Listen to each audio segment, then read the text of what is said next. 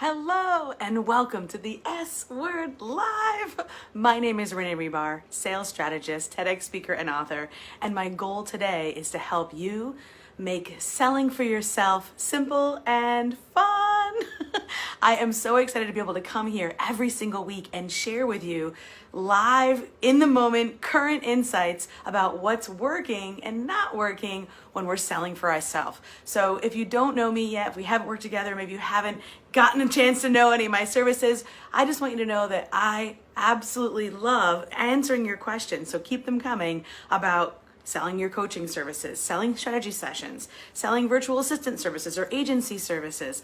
Those business owners, those women specifically out there that are experts in their field, that are looking to consult and sell for themselves, that is the person who should be listening to this. So today I want to talk about not doing it alone.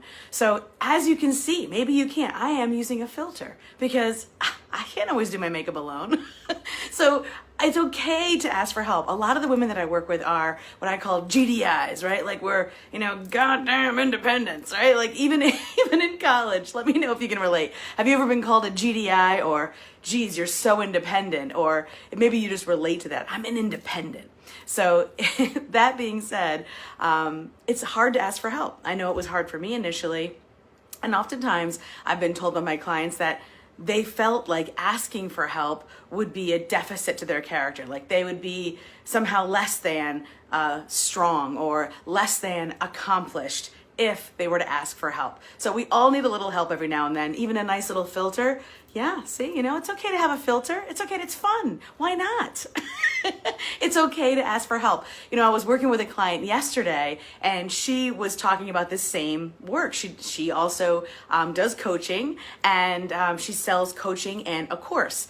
And one of the statements that she had really stuck with me, and it was that, Kobe Bryant, all right, rest in peace, buddy. At the peak of his career, he was working with no less than 9 separate coaches on his game. So everything from mind, body, spirit, tactical, emotional, in addition to every other coach that was already working with him on the teams that he was a member of. So again, no one does it alone. It's okay to ask for help. So let me know if you've ever felt like I should know this, or I shouldn't ask for help. If I ask for help, maybe I'm not as good as I think I am. So if you've ever been called independent, let me know in the comments. Hello, Melanie. Thanks for joining live. Whether you're live or on the replay, say hello, drop an emoji. I always come back in and talk to the people in the comments, and you never know when I'm giving away some special things. So I love to be generous and give things away. So make sure you comment on that. So when you comment, you always put yourself at the top of the queue to get that next special thing. So today I do want to talk about not doing things alone. We oftentimes will bear the weight of the world on our shoulder. There's so many times that I've had deep, heartfelt, heart-to-heart conversations with clients where they were playing the role of Atlas, right? The Atlas, like he carries the weight of the world on his shoulders, or, they have this albatross around their neck, like they're doing it even though they shouldn't be doing it, but they're doing it anyway because they don't know how to do anything else. So that is very much the bane of so many smart women business owners, where they're very good at something and then they get into business, they start consulting, they start selling their expertise, and then they start doing everything else. So I made a little list here of all the things that I've helped my clients with this week that they were before they hired me, and I'm sure with your clients before they hired you, that they were doing alone. Writing emails. I wrote probably 17 emails this week with my private clients. I love writing emails. I love writing. And I know their business so well that I can help them speak in their voice. So I draw out their words and I help them share them. This is a big week for emails. Every week is, but I wrote at least 17 of them. Offer stacks. I wrote at least 2 offer stacks. So what is an offer stack? It is literally the list of things you get when you're buying a service or product. Whether it's a program, you get this, this, and this, or whether it's a service. Proposals. I wrote at least 2 proposals this week, and it's only Wednesday. And they weren't even for my business. They were for my clients. Proposals for 5, 10 figure deals so that they could grow their business. Some of them were very big, and again, have been in the pipeline for months. One of them for 2 years.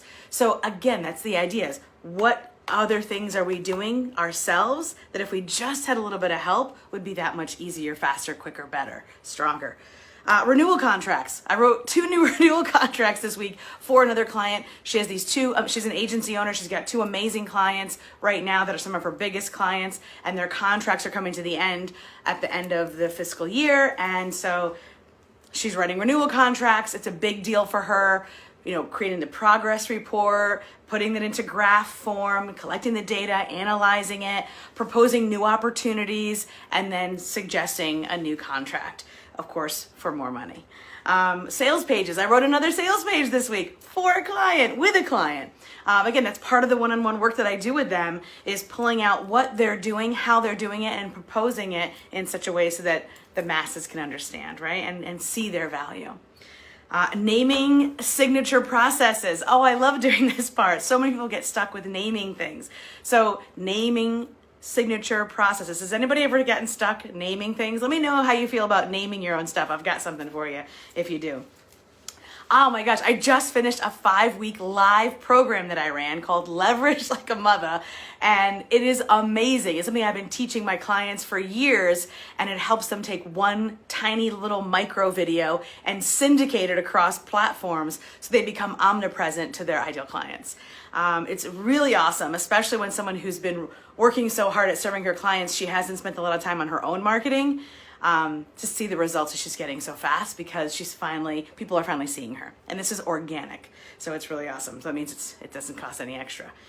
So that's just a list that I made off the top of my head right before I came on today. So if you're writing emails, writing your own offer stacks, writing your own proposals, writing your own renewal contracts and sales pages and your signature processes and your own trying to syndicate all your own content and write it all, it's not fair to you.